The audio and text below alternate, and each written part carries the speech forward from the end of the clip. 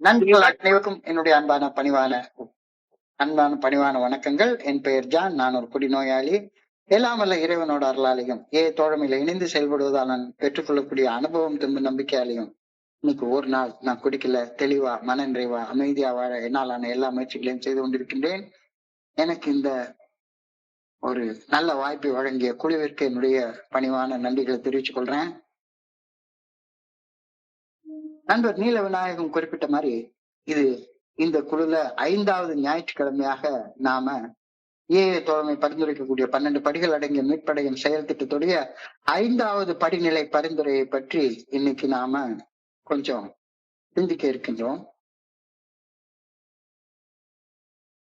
நான் ஃபெலோஷிப் உள்ளார வந்து இணையறதுக்கு முன்னால நான் நினைச்சுக்கிட்டு இருந்தது என் பிரச்சனையே குடிக்கிறது மட்டும்தான். குடிக்கிறத மட்டும் நிறுத்திட்டா நான் ரொம்ப ஒரு புனிதருக்கு இணையான நிலையில வாழக்கூடிய மனிதன் அப்படின்னு நானே என்னைய பத்தி நினைச்சுக்கிட்டு இருந்தேன். குடிக்கிறது மட்டும்தான் எனக்கு பிரச்சனை. குடிக்கிறத மட்டும் விட்டுட்டா, குடிக்கிறத மட்டும் நிறுத்திட்டா என்ன போல ஒரு அற்புதமான மனிதன் இந்த உலகத்திலேயே பார்க்க முடியாது அப்படின்னு தான் நான் நினைச்சுக்கிட்டு ஃபெலோஷிப்குள்ளார வந்தேன். இங்கேயும் நிறைய இடங்கள்ல பார்த்தா குடி பிரச்சனையா வாருங்க, இலவச உதவி கிடைக்கும் அப்படின்ற இது கேட்கிற நேரத்துல எனக்கு குடிக்கிறது மட்டும்தான் பிரச்சனை அப்படின்னு எனக்கு ஆரம்பத்துல ஆழமாக பதிஞ்சு போய் இருந்தது. ஆனா இங்க வந்ததுக்கு அப்புறம்தான் நான் ஒரு நோயால கஷ்டப்பட்டுட்டு இருக்கேன். எனக்கு ஒரு குடி நோய் அப்படின்ற ஒரு நோய் இருக்குது. அந்த நோய் என்னுடைய உடலை பாதிக்குது, என்னுடைய உடல் நிதானத்தை பாதிக்குது, என்னுடைய மன தெளிவை பாதிக்குது, என்னுடைய ஆன்மீக முழுமையை பாதிக்குது. நான் உடல் அளவுல கொஞ்சம் குடிச்சா மீண்டும் மீண்டும் குடிச்சு நினைவிழக்கிற வரைக்கும் குடிக்கக்கூடிய ஒரு உடல் ஒவ்வாமை எனக்கு இருக்குது. பிசிக்கல் அலர்ஜி இருக்குது. குடிக்கலன்னா குடிய பத்தியே சிந்திச்சுட்டு இருக்கக்கூடிய ஒரு வெறி பிடிச்ச மனசு என்கிட்ட இருக்குது. இந்த உடல் ஒவ்வாமையாலையும் மன வெறியாலையும் நான் ஒரு ஆன்மீக வெறுமை நிலையை நோக்கி, அடி மட்டத்தை நோக்கி நான் கீழே கீழே கீழே இறங்கிட்டே இருக்கிறேன். இதுதான் என்னுடைய நோய் அப்படின்ற அந்த புரிதலை தோழமை பரிந்துரைக்கக்கூடிய 12 படிகள் அடங்கிய மீட்படையும் செயல் திட்டத்தின் முதல் படியில நான் தெரிஞ்சுக்கிறேன். இப்போ முதல் படியில நான் செய்யறது என்ன, நானே ஒரு குடி நோயாளி அப்படின்னு ஒப்புக்கொள்றது. ஒவ்வொரு கூட்டத்திலையும் எல்லாரும் அவங்கள அறிமுகப்படுத்திக் கொள்றப்ப தங்களுடைய பெயரை சொல்லி தங்களை ஒரு குடி நோயாளி அப்படின்னு அறிமுகப்படுத்திக் கொள்வாங்க. அப்படின்னா என்ன அர்த்தம்? எல்லாரும் முதல் வழிமுறைய செயலுக்கு கொண்டு வர்றாங்க அப்படின்னு அர்த்தம். நான் ஒரு குடி நோயாளி அப்படின்னு சொல்ற நேரத்துல நான் முதல் ஸ்டெப்ப செயல்படுத்துறேன் அப்படின்னு தானே அர்த்தம். குடி நோயாளின்றப்ப குடி நோய் எனக்கு இருக்கு, நான் ஒரு குடி நோயாளி. அந்த குடி நோயோடைய தன்மைகளை நான் ஒப்புக்கொள்றேன். அது என்னைய நிதானமாக குடிக்க விடாது. குடிக்கலனாலும் சரி என்னைய நிதானமா சிந்திக்க விடாது. நிதானமாக உடல் அளவுல இல்லாததாலையும் மன வெறியோட சிந்திச்சுக்கிட்டே இருக்கிறதுனாலையும் ஒரு ஆன்மீக வெறுமை நிலையில நான் வாழ்ந்து கொண்டிருப்பேன் அப்படின்ற கருத்தை முதல் படியில ஒப்புக்கொள்றேன். அப்ப என்னால முடியல அப்படின்னு ஒப்புக்கொள்றப்ப ஆட்டோமேட்டிக்கா எனக்கும் அப்பாற்பட்ட ஒரு சக்தி தான் என்னை காப்பாற்ற முடியும் அப்படின்றதையும் ஒப்புக்கொள்றேன்னு தானே அர்த்தம். ஸோ எனக்கும் அப்பாற்பட்ட ஒரு உயர்ந்த சக்தியின் இருத்தலை எனக்குள்ளார நான் ஏற்றுக்கொள்ளும் போது இனி வாழ போற காலத்தை மனத்தெளிவோட வாழ்வேன் அப்படின்ற நம்பிக்கையை நான் அடைகின்றேன். Came to believe that a power greater than ourselves will restore me to sanity. sanity என்றால் மனத்தெளிவு நிலை. ஏற்கனவே சின்ன குழந்தையா இருக்கிறப்ப இருந்த அந்த குழந்தை மனசு எனக்குள்ளார மோசமா போயிருந்தது. அந்த குழந்தை மனசு திரும்பவும் எனக்கு மீட்டு தரப்படும் அப்படின்ற நம்பிக்கைய 2வது படியில அடையிறேன். நம்பிக்கை அதற்குரிய செயல்களால சப்போர்ட் பண்ணப்படலைன்னா அந்த நம்பிக்கை செத்து போன நம்பிக்கை. செயலற்ற நம்பிக்கை, செத்து போன நம்பிக்கை. நான் நம்பின நம்பிக்கைக்கு அடிப்படையில 2வது படியில நான் வந்தடைந்த நம்பிக்கையின் அடிப்படையில செயல்படுவேன் அப்படின்ற தீர்மானத்தை 3வது படியில எடுக்கிறேன். இனிமேல் தாந்தோன்றித்தனமாக மனம் போன போக்குல பித்தம் போக்கு செவம் போக்குன்னு வாழ மாட்டேன். உண்மையிலேயே என்ன படைச்சவர் எந்த வழியாக நான் வாழ விரும்புகிறான்றதை தெரிஞ்சுக்கிட்டு அந்த வழியில மட்டுமே வாழ நான் தீர்மானம் பண்றேன் அப்படின்ற தீர்மானத்தை நாம எடுத்தோம். போன ஞாயிற்றுக்கிழமை நாம நாம 3வது படியில எடுத்த தீர்மானத்திற்கு எகென்ஸ்டாக செயல்பட்ட நம்முடைய கடந்த கால ஒழுக்கங்கள் குறித்த ஒரு பட்டியலை தயார் பண்ணி பார்த்தோம். போன வாரம் நமக்கு தெரிஞ்ச ஒரு மிகப்பெரிய உண்மை என்னன்னு பார்த்தோம்னா, குடி நோய் வெறும் குடிக்கிற செயல் சம்பந்தப்பட்டது அல்ல. குடிக்கிற செயல் சம்பந்தப்பட்டது மட்டும் இருந்திருந்தானா போதையற்ற நிதானம் எனக்கு போதுமானதாக இருந்திருக்கும். மது போதையற்ற நிதானம் எனக்கு போதாது. மன தெளிவு நிலை எனக்கு வேணும்.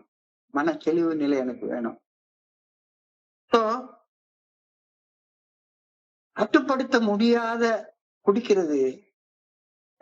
முடியாத குடிய பத்தியே சிந்திச்சுட்டு இருக்கிறது எனக்குள்ளார ஆழமாக வேரூன்றி போயிருந்த பல குணக்கோளாறுகளின் குறைபாடுகளின் மிகச்சிறிய வெளிப்பாடு அப்படின்ற கருத்தை போன வாரம் நம்ம பார்த்தோம்.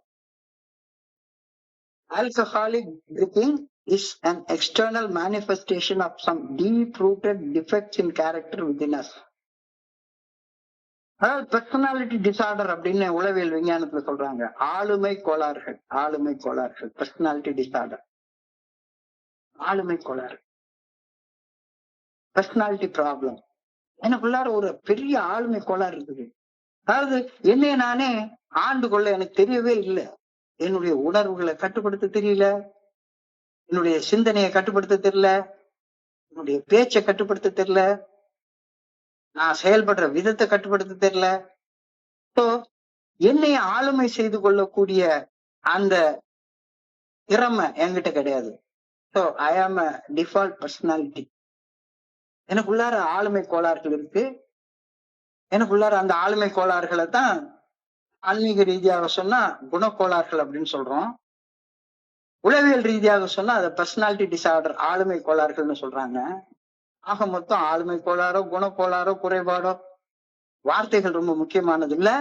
நான் ஒரு குறைபாடுள்ள மனிதனாக இருக்கிறேன். என்னுடைய குறைபாடுகள் என்ன அப்படின்றத பத்தி ரொம்ப ஆழமாக நம்ம சிந்திச்சு பார்த்தோம் போன வாரம். என்னுடைய வாழ்க்கையை ஒரு குப்பையாக மாத்தியது நான் தான் அப்படின்றத 4வது படியில எனக்கு நானே மனப்பூர்வமாக ஒப்புக்கொண்டேன். உள்ள ஆழமாக போய் நோண்டி பார்த்த போன வாரத்துல 1 மணி நேரம் இதை பத்தி மட்டும்தான் நம்ம யோசிச்சோம். என்னுடைய வாழ்க்கையை ஒரு குப்பையாக மாத்தி வச்சிருக்கிறது, இவ்வளவு கோளாறு பிடிச்ச வாழ்க்கையாக மாத்தி வச்சிருக்கிறது வேற யாருமே இல்ல, நான் மட்டும்தான். வேற யாருமே பொறுப்பு கிடையாது இதுக்கு. நான் மட்டும்தான் என்னுடைய வாழ்க்கையை ஒரு குப்பையாக மாற்றி வச்சிருக்கிறது, நான் மட்டும்தான். அப்ப என்னால ஏற்படுத்தப்பட்ட சேதங்களை சரி செய்து கொள்ள நான் தான் ஏதாவது செய்யணும். வேற யாருமே எதுவுமே செய்ய முடியாது. என்னுடைய டாக்டர் செய்ய முடியாது, என்னுடைய ட்ரீட்மெண்ட் சென்டர் செய்ய முடியாது, என்னுடைய ஸ்பான்சர் செய்ய முடியாது, என்னுடைய குரூப் செய்ய முடியாது. நான் தான் செய்ய முடியும் அப்படின்றத போன வார சிந்தனையில நம்ம பார்த்தோம். என்னால் ஏற்படுத்தப்பட்ட சேதங்களை சரி செய்து கொள்ள முடியாம தான் நான் தவிச்சுக்கிட்டு இருக்கிறேன். மேலும் சேதங்களை உண்டாக்கி வச்சுக்கிட்டே இருக்கிறேன். மேலும் அடிமட்டங்களை உருவாக்கி வச்சுக்கிட்டே கொண்டிருக்கிறேன். ஸோ என்னுடைய தவறுகள் என்னுடையவை என்ற புரிதலை நான் வந்தடைஞ்சிருது எப்ப 4வது படியில் நம்ம அடைகிறோம்.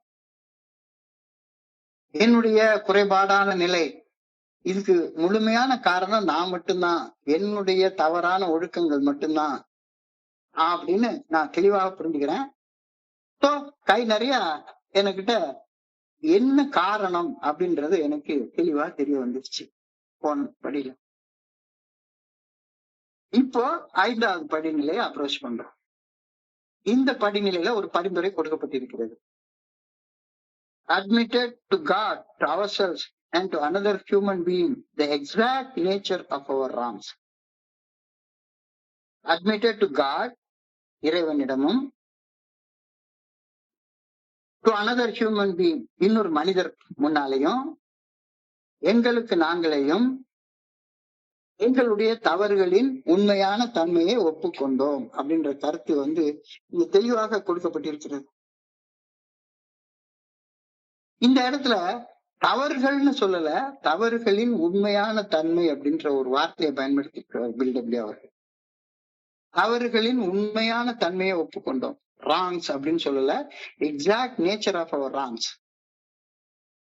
இது ரெண்டுக்கு என்ன வித்தியாசம்? இது ரெண்டுக்கு என்ன வித்தியாசம்? தவறுகளை ஒப்புக்கொண்டோம் அப்படின்றதுக்கும் தவறுகளின் உண்மையான தன்மையை ஒப்புக்கொண்டோம் அப்படின்றதற்கும் என்ன வித்தியாசம் அப்படின்னா, exact nature of our wrongs அப்படின்றப்ப நாம தவறு செய்ததற்கான காரணத்தை உள்ள போய் அலசி ஆராய்ஞ்சு பார்க்கணும். தவறு செய்வதற்கான காரணத்தை உள்ள அலசி ஆராய்ஞ்சு பார்க்கணும். ஏன் நம்மளுக்குள்ளார இவ்வளவு உணர்வு தடுமாற்றங்கள் வந்தது அப்படின்ற காரணத்தை அலசி ஆராய்ஞ்சு பார்க்கிறோம். Exact nature of our wrongs goes deeper, identifying the underlying defects in character, motives, and emotional issues like self-centeredness, selfishness, fear, and dishonesty. தன்னலம், தன்முனைப்பு, தன்னையே மையமாக வைத்து வாழக்கூடிய அந்த விஷயம், பயம், பொய்மை, இது எல்லாத்தையும் நம்ம தவறுகள் செய்வதற்கான காரணத்தை உள்ள போய் பார்க்கிறோம். உதாரணத்துக்கு கோபம் வந்துருச்சு, எனக்கு கோபம் வந்துருச்சு, பயங்கரமா வெறித்தனமா கோபம் வந்துருச்சு. இந்த கோபம் வந்த உடனே யாரையாச்சும் கோபத்துல பிடிச்சு எல்லாருன்னு அடிச்சிட்டேன். இப்ப அடிச்சது தவறான செயல், அடிச்சது தவறு. இப்ப இந்த தவறான செயல் செய்ததற்கு பின்னணியில என்ன காரணம் இருக்கு அப்படின்னு சொல்லி அலசி ஆராய்ஞ்சு பார்த்தோம்னா, யாராச்சும் ஒருத்தன் ஒரு சின்ன குழந்தைய பிடிச்சி தப்பு பண்ண முயற்சி பண்ணிட்டு இருக்கான். ஒரு பொது நல நோக்கத்தோட கோவப்பட்டு நான் அந்த பையனை அடிச்சிருந்தேன் அப்படின்னா இது வேற விஷயம். ஆனா என்னுடைய தன்னலமும் என்னுடைய தன்முனைப்பும் பாதிக்கப்படுது அப்படின்றது எனக்குள்ளார கோபத்தை உருவாக்கி அந்த கோபத்தால் உந்தப்பட்டு நான் அடிக்கிறது தான் பிரச்சனைங்க. என்னுடைய மனைவி மேல காமம் ஏற்படுறது ஒரு பெரிய பிரச்சனையே கிடையாது. அதனால நான் மனைவிட்ட நான் செய்தது தவறுன்னு சொல்ல முடியாது. ஆனா காமத்தை தவறாக பயன்படுத்தி அதால செய்யக்கூடிய தவறுகள், அப்போ தவறுகளுக்கு பின்னணியில் இருக்கக்கூடிய அந்த செயல் நோக்கங்களை ஆராய்ஞ்சு பாக்குறது தான் இங்க முக்கியமான வேலை. எல்லா செயல்களுக்கு பின்னால ஒரு குடிநோயாளியான எனக்கு தன்னலமும் தன்முனைப்பும் ஈகோவும் தான் பின்னால இருக்கு. என்னுடைய தவறுகளின் உண்மையான தன்மை, என்னுடைய தன்னலம், என்னுடைய தன்முனைப்பு, என்னுடைய ஈகோ, என்னுடைய தற்பெருமை, என்னுடைய அகங்காரம், திமிரு, மமதை, பேராசை, பொறாமை, சந்தேகம், இதுகளெல்லாம் என் செயல்களுக்கு பின்னணியில் இருக்கிறதுதான பிரச்சனை வருது. அத நான் தெளிவா சிந்திச்சு பாக்குறேன். ஸ்பெசிபிக் பேட் டீட்ஸ், மிஸ்டேக்ஸ் அது வேற. அந்த பேட் டீட்ஸ், மிஸ்டேக்ஸுக்கு பின்னணியில இருந்த செயல் நோக்கங்கள் அதுதான் ரொம்ப முக்கியமானது. எந்த செயல் செஞ்சாலும் சரிதான், அந்த செயலுக்கு பின்னணியில தன்னலமும் தன்முனைப்பும் ஈகோவும் இருந்ததானால் அது என்னைய பாதிச்சிருக்கு அப்படின்றது. செயல் முக்கியம் அல்ல, செயல்களுக்கு பின்னணியில் இருக்கக்கூடிய செயல் நோக்கங்கள் தான் முக்கியம் அப்படின்ற கருத்தை இந்த 5வது படியில் நம்ம தெரிஞ்சுக்கிறோம். உதாரணத்துக்கு நான் ஒரு 1000 பேருக்கு அன்னதானம் பண்றேன், சாப்பாடு போடுறேன், ஒரு 1000 பேருக்கு வஸ்திர தானம் பண்றேன். ரொம்ப நல்ல செயல்.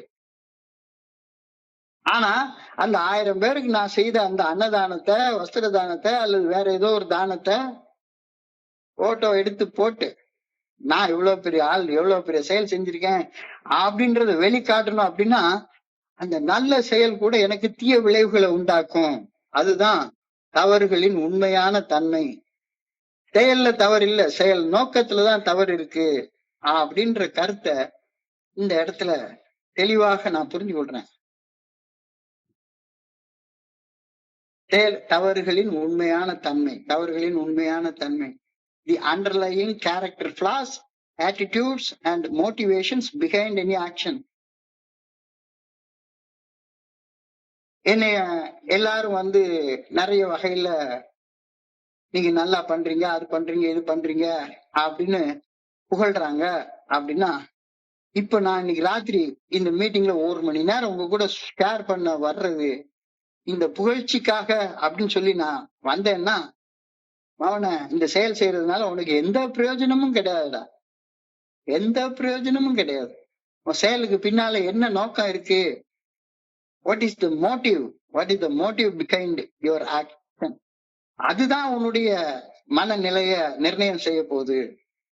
தவறுகளின் உண்மையான தன்மை, the exact nature of our wrongs. So wrongs செயல்கள்ல எந்த பிரச்சனையும் கிடையாது. செயல்களுக்கு பின்னணியில இருக்கக்கூடிய செயல் நோக்கங்கள் தான் உன்னுடைய செயல் விளைவுகளை, உன்னுடைய கர்ம வினைய நிர்ணயிக்குது அப்படின்ற கருத்தை இந்த இடத்துல தெளிவா தெரிஞ்சுக்கிட்டோம். சோ 4வது படியில நான் மன தெளிவின்றி ஒரு செயல் அடிமையாக செயல்பட்டு வாழ்ந்ததன் காரணத்தை கண்டறிஞ்சு கையில வச்சிருக்கோம். போன வாரம் முழுக்க அதை பத்தி ஒரு பெரிய இதே போட்டு பார்த்தோம். ஒரு லிஸ்ட். ரிசன்மெண்ட்னா என்ன? பயத்தால, கோபத்தால, பொறாமையால, சந்தேகத்தால, காமத்தால, சோம்பேறித்தனத்தால, ஆணவத்தால, கழிவிறக்கத்தால நாம அந்த உணர்வுகளுடைய எச்சங்கள், அந்த ரிசன்மெண்ட்ஸ், ரீஃபீலிங் தி எமோஷன்ஸ், திரும்ப திரும்ப அந்த எமோஷன்ஸை ரீஃபீல் பண்ணி நம்ம செய்த தவறுகளின் உண்மையான தன்மைய ஆழமாக துல்லியமாக கண்டுபிடிச்சு பார்த்து கையில வச்சிருக்கோம். காரணத்தை கலைந்தெறிவது இப்ப நம் முன்னால இருக்கக்கூடிய தலையாய பணியாக இருக்குது. கையிலே கழுத விட்டிய வச்சிருக்கிறேன், என்னையா செய்யணும்? என்னுடைய குருஜி அழகா சொல்லுவாரு, 4வது படியில உள்ள நோண்டி நோண்டி நோண்டி நோண்டி பார்த்துட்டேன். ஒரு பார்பர் ஷாப் நோண்டி நோண்டி பார்த்தா என்ன கிடைக்கும்? தலைமுடியை தவிர வேற ஒண்ணுமே கிடைக்காது. கை நிறைய கழுத விட்டு தான் இருக்குது. என்ன பண்ணணும்? டிஸ்போஸ் பண்ணு, தூக்கி தூர போடு.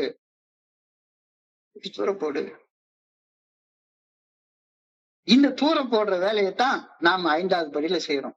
ஏன்னா இந்த நம்முடைய கடந்த காலத்துல செய்த தவறுகளின் உண்மையான தன்மை, the exact nature of our wrongs, நம்ம தலை மேல ஒரு பெரிய தலைக்கணமாக, ஒரு பாரமாக உட்கார்ந்து இருந்துட்டு ஒரு குற்ற உணர்ச்சியோட நம்மளை வாழ வச்சிட்டு இருக்குது. அந்த குற்ற உணர்ச்சி ஒரு எதிர்காலம் குறிச்ச மிக ஆழமான பயத்தை நம்மளுக்குள்ளார உருவாக்கி வச்சிருக்கிறது. ஒரு மன அழுத்தத்தை உருவாக்கி வச்சிருக்கிறது. ஸோ இதுல இருந்து விடுபடுற வேலையை தான் இந்த 5வது படியில நம்ம செய்ய ஆரம்பிக்க போறோம். யாருக்கும் தெரியாது. என்னுடைய வாழ்க்கையை பற்றிய முழுமையான அந்த விவரங்கள் 4வது படியில நான் தயாரிச்சு வச்சிருக்கிற விவரங்கள் எனக்கு மட்டும்தான் தெரியும், வேற யாருக்கும் தெரியாது. என்ன பிட்ஸ் அண்ட் பீசஸா எல்லாருக்கும் தெரிஞ்சிருக்கலாம், முழுமையாக நான் யாரு அப்படின்னு யாருக்குமே தெரியாது. சோ என்னை அழுத்தக்கூடிய எனது அந்தரங்கங்களோட என்னால சுதந்திரமா வாழ முடியாது, பயம் இல்லாம வாழ முடியாது, குற்ற உணர்ச்சி இல்லாம வாழ முடியாது அப்படின்றத என்னுடைய கடந்த கால அனுபவம் எனக்கு தெளிவாக சுட்டி காட்டுது. ஏன்னா இந்த குற்ற உணர்ச்சியும் இந்த பயமும் தான் என்னை எப்ப பார்த்தாலும் குடிக்க வச்சு என்னைய கிறுக்க மாதிரி குடிக்க வச்சது அப்படின்றது தெளிவா தெரியுது.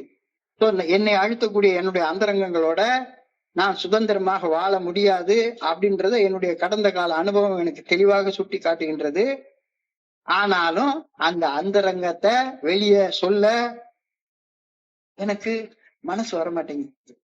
இருட்டுக்குள்ளாரே வாழ்ந்துட்டு இருக்கேன். மனசுக்குள்ளார இருட்டுக்குள்ளாரே வாழ்ந்துட்டு இருக்கோம்.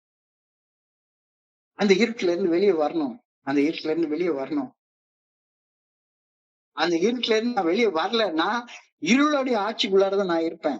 நீ எந்த இருளோட ஆட்சியில இருக்கியா, வெளிச்சத்தோட ஆட்சிக்குள்ளார இருக்கியா அப்படின்னு சொன்னா அந்த வெளிச்சத்துக்குள்ளார வர்றதுதான் ரொம்ப முக்கியமானது. நான் எனக்குள்ளார தயாரிச்சு வச்சிருக்கிற இந்த 4வது படியில உள்ள இந்த தவறுகளின் உண்மையான தன்மைய வெளியே நான் பூட்டி சொல்லிட்டேன்னா, அந்தரங்கமாக பூட்டி வச்சிருக்கக்கூடிய அந்த ரகசியங்களை நான் வெளியே சொல்லிட்டேன்னா அந்த ரகசியங்கள் எனக்கு அவமானமாக போயிடும், அசிங்கமா போயிடும். எல்லாரும் என்னை பத்தி என்ன நினைப்பாங்க அப்படின்றதுனாலயே நான் அப்படியே இருட்டுக்குள்ளாரையே வாழ்ந்துட்டு இருக்கேன். 1 நாள்ல 2 நாள்ல பல வருஷ காலங்கள்.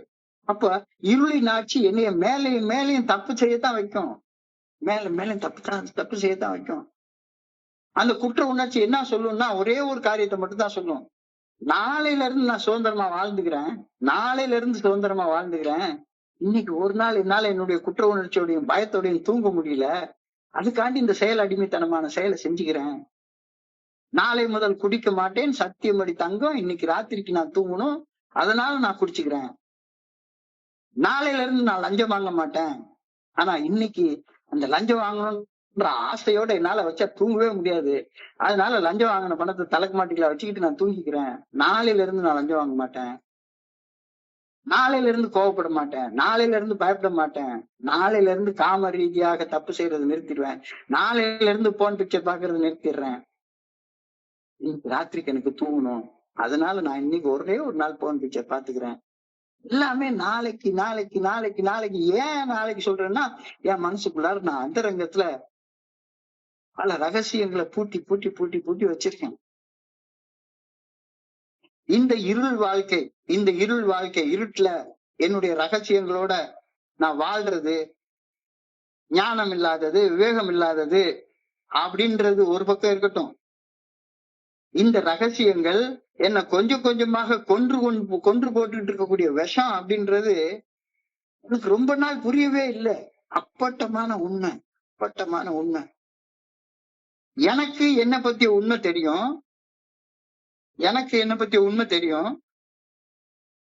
எனக்கு தெரியும்னா என்னுடைய மனசாட்சிக்கும் தெரியும். என்னுடைய மனசாட்சியாக எனக்குள்ளார இருந்து இயக்கக்கூடிய இறைவனுக்கும் தெரியும்.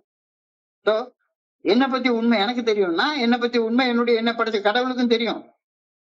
ஆனா நான் பகிர மறுக்கக்கூடிய அந்த ரகசியங்கள் தான் என்னை ஆண்டு கொண்டிருக்கின்றன அப்படின்ற உண்மையை நான் தெரியும் போது எனக்கும் தெரியும், என்ன படைச்ச கடவுளுக்கும் தெரியும். அப்ப இதை எப்படி வெளியே வர்றதுன்னா இந்த இடத்துலதான் பில்டபிள்யூ நமக்கு ஒரு சின்ன சீக்கிரட்டை கொடுக்குறாரு. கடவுள் சாட்சியாக ஒரு மனுஷனை பாரு அப்படிங்கிறாரு. கடவுளுக்கு தெரியும் உனக்குள்ளார இருக்கக்கூடிய கான்சியஸ்னஸுக்கு நீ செஞ்ச தப்புடைய உண்மையான தன்மை நல்லா தெரியும்ல. ஏன்னா நீதான் 4வது படியில நீதானே ப்ரிப்பேர் பண்ணி வச்சிருக்க கையில. உனக்கு தெரியும் அப்படின்னா கடவுளுக்கு தெரியும். ஆனா தெரியாதது யாரு? கடவுள் சாட்சியாக ஒரு மனுஷன். அது வேணும். விட்னஸ் ஒரு விட்னஸ்.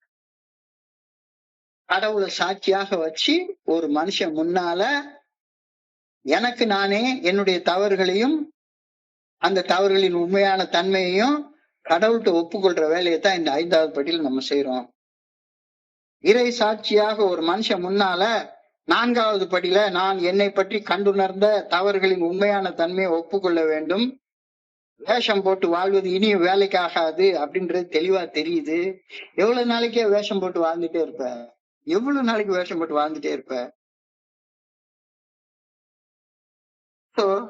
இப்போ இந்த செயல் செய்யறதுனால இருளின் ஆட்சியிலிருந்து நம்ம ஒளியின் ஆட்சிக்கு கடந்து வர்றோம்.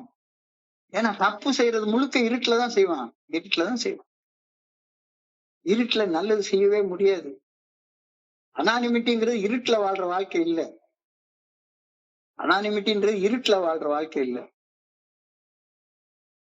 இருட்டுல சேர்ந்து தப்பு தான் செய்யறது. இருளின் ஆட்சியில் ஒரு செயல் அடிமையாக வாழ்வதில் இருந்து விடுபட்டு ஒளியின் ஆட்சியில் சுதந்திர மனிதனாக வாழ்வதற்கு இந்த 5வது படியில தோழமை நமக்கு ஒரு ஆலோசனை சொல்லுது. என்ன அப்படின்னு சொல்லி பார்த்தா, கடவுள் சாட்சியாக ஒரு மனுஷனை தேர்ந்தெடு, முழுமையாக நம்பு, ஒரு மனுஷ ரூபத்துல கடவுளை பாரு.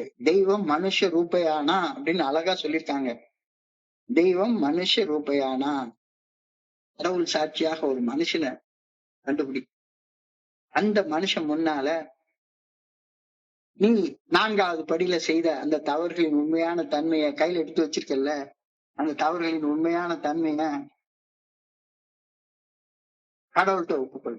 நீ மனுஷங்கிட்ட ஒப்புக்கொள்ளல. இந்த மனுஷனை கடவுளுக்கு சாட்சியாக வச்சு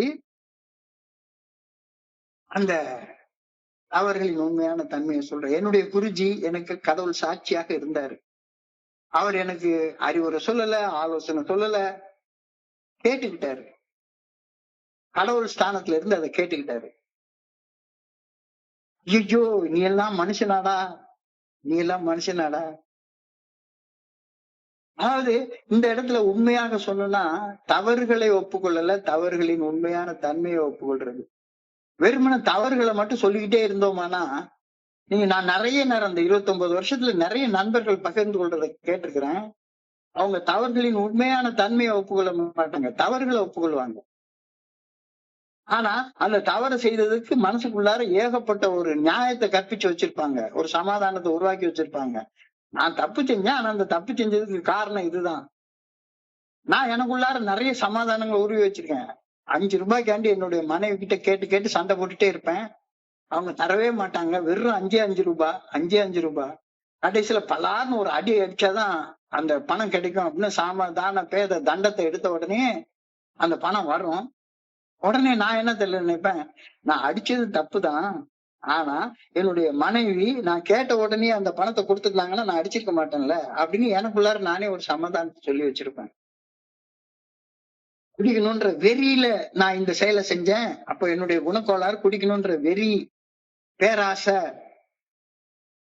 அது எனக்குள்ளார இருக்குது அப்படின்றத ஒப்புக்கொள்ளவே மாட்டேன். அவங்க கொடுக்கல, அதனால நான் செஞ்சேன் அப்படின்றப்ப அந்த தவறை எனக்கு என்னுடைய தன்னலம் நிறைவேறாதப்பெல்லாம் அந்த தவறை நான் செஞ்சுக்கிட்டே உட்கார்ந்துருப்பேன். சோ என்னுடைய கடந்த கால ஒழுக்கங்கள் உருவாக்கி இருந்த குற்ற உணர்விலிருந்தும், அந்த குற்ற உணர்ச்சி உருவாக்கக்கூடிய எதிர்காலம் குறித்த ஆழமான பயத்திலிருந்தும் விடுபடுவதற்கு இந்த 5வது படிநிலையில உள்ள பரிந்துரை நமக்கு உதவிக்கு வருது அப்படின்ற கருத்தை இந்த இடத்துல சொல்றாங்க. இறை சாட்சியாக ஒரு மனிதர் முன்னிலையில் நம் தவறுகளின் உண்மையான தன்மையை இறைவனிடம் ஒப்புக்கொள்வது, இதுதான் அந்த பரிந்துரை. காய்கறிக்கு வெயிட்டுக்குள்ள இறங்குறதுக்கான ஒரு பரிந்துரை.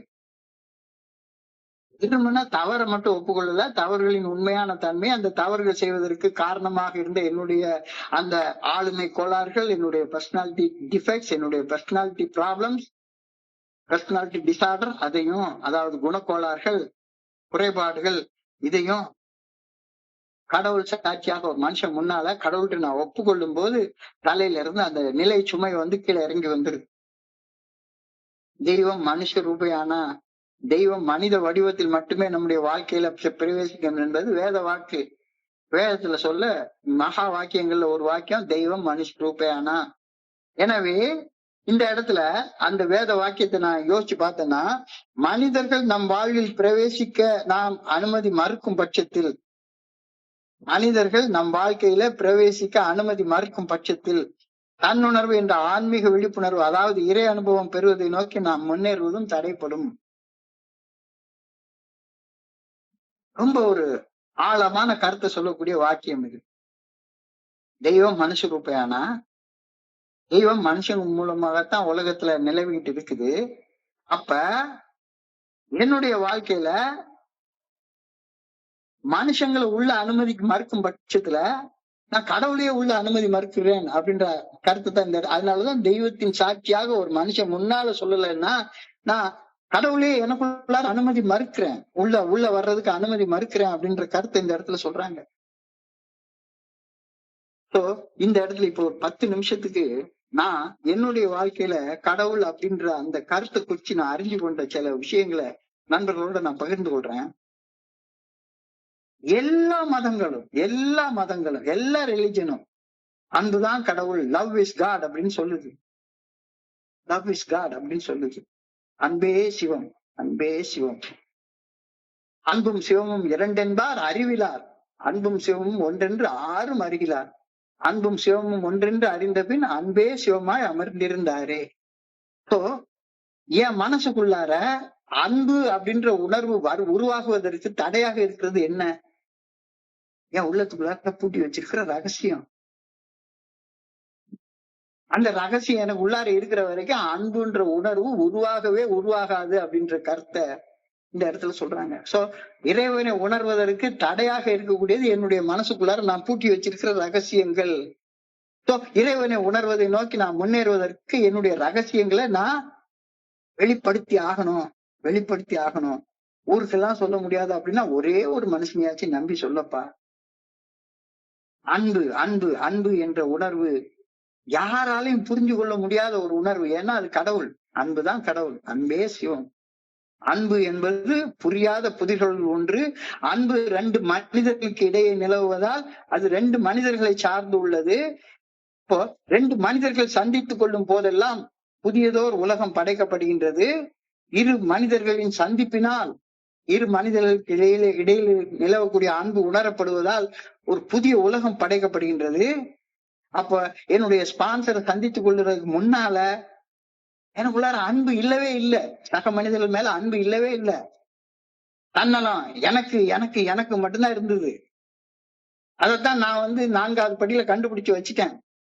இப்ப என்னுடைய ஸ்பான்சரை சந்திச்ச, என்னுடைய அன்போடு ஆதரிக்கக்கூடிய என்னுடைய அந்த ஆதரவாளர் சந்தித்த நிகழ்வினால நானும் மாறுறேன், அவரும் மாறுறாரு. 2 பேரும் புதிதாக பிறப்பெடுக்கின்றோம். அன்பு இல்லாத போது நான் ஒரு மனுஷன், எனக்குள்ளார அன்புன்ற உணர்வை நான் உணரும் போது நான் வேற ஒண்ணாக மாறிடுறேன் அப்படின்ற கருத்தை இந்த இடத்துல 5வது படியில தான் நான் புரிஞ்சு கொள்றேன். ஒரு பெண், சாதாரண பெண் ஒரு மனைவியாக மாறும்போது பழைய பெண் இல்ல, கணவன் மேல அன்பு வருது. அன்பு இல்லைன்னா கல்யாணம் என்னத்துக்கு? ஒரு ஆண் தந்தையாக மாறும்போது அவன் பழைய மனிதன் இல்ல, ஒரு அப்பாவா மாறுறான்னா என்ன? அவனுக்குள்ளார பிள்ளை மேல அன்பு உருவாகுது. ஒரு குழந்தை பிறக்கும் போது ஒரு நிகழ்வை நாம அடியோட கவனிக்க தவறிடுறோம். ஒரு குழந்தை பிறக்கும் போது அந்த குழந்தையோட சேர்ந்து ஒரு அம்மாவும் கூட சேர்ந்து பிறக்கிறான், ஒரு அப்பா பிறகுறான், ஒரு மாமா பிறகுறான், ஒரு தாத்தா பிறகுறான், ஒரு பாட்டி பிறகுறான். ஒரு குழந்தை பிறக்கிற வரைக்கும் அந்த பெண்ணுக்கு தாய் என்ற உறவு இல்ல, அன்பு இல்ல. ஆனா இன்னொரு மனுஷன் மேல அன்பு உருவாகும் போது நாம வேற ஒண்ணா மாறுறோம். உறவு உன்னால் உருவாக்கப்படுகின்றது, ஆனா அந்த உறவு உருவாக்கக்கூடிய அன்பு உன்னை உருவாக்குகின்றது அப்படின்ற ஒரு கருத்தை என்னுடைய குருஜி அடிக்கடி சொல்லுவாரு. உறவு என்னால் உருவாக்கப்படுகின்றது, நான் தான் கல்யாணம் பண்ணிக்கிறேன், நான் தான் ஒருத்தரை ஸ்பான்சர் எடுக்கிறேன். உறவு என்னால் உருவாக்கப்படுகின்றது, ஆனால் அந்த உறவின் பின்னணியில் இருக்கக்கூடிய அன்பு என்னை உருவாக்குகின்றது. இது ஒரு பெரிய கருத்து. இரு மனிதர்கள் சந்திப்பது என்பதை இரு உலகங்கள் சந்திப்பது என்று அர்த்தம் கொள்ளலாம் அப்படின்ற ஒரு கருத்து சொல்றாங்க. நானும் என்னுடைய ஸ்பான்சரும் உட்கார்ந்து ஒரு இடத்துல பேசுறது 2 மனிதர்கள் சந்திக்கிற சந்திப்பு மட்டுமல்ல, அது 2 உலகங்கள் சந்திக்கிறது. ஏன்னா ஒவ்வொரு மனுஷனும் அவனுக்குள்ளார புரியாத ஒரு இருண்ட கண்டமாக, ஒரு புரியாத உலகமாக இருந்துட்டு இருக்கான்.